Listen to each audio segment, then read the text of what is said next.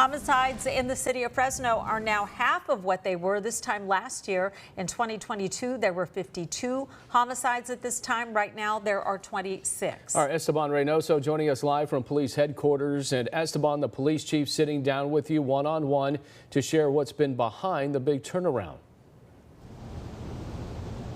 Well, Stephanie and Alex, that is the big question, because back in 2021, when Chief Paco Balderrama took over the department, there were 74 homicides that year. And also in that year, in 2021, there were about 20 shootings every week on average in the city of Fresno. But now, here in 2023, both of those numbers are way down.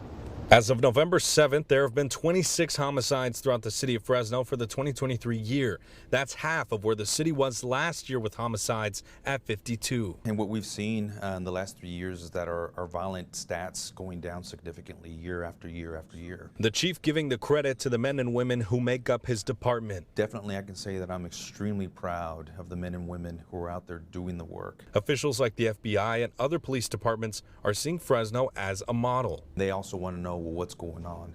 The fact that we've hired over 200 police officers in the last couple of years, that certainly helps. And more officers is a big reason. The department is now funded for 925 sworn officers, 900 from the city and 25 additional from grant funding.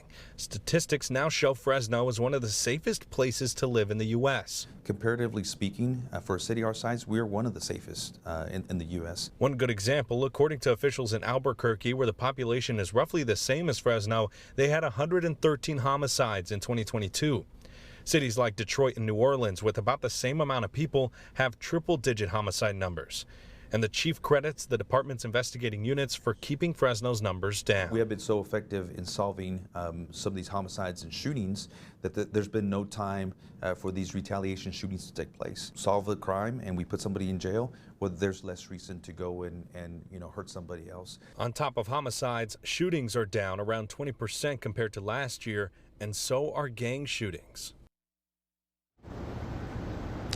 Now, obviously, nobody wants anyone else to die out there in the city of Fresno, but if those murders or homicides stopped right now at 26, it would be the lowest, even surpassing back when we had 32 in 2017. So it seems right now that at least crime or suppressing crime is headed in the right direction. Live in Fresno, Esteban Reynoso, KC24 Local News and Matters.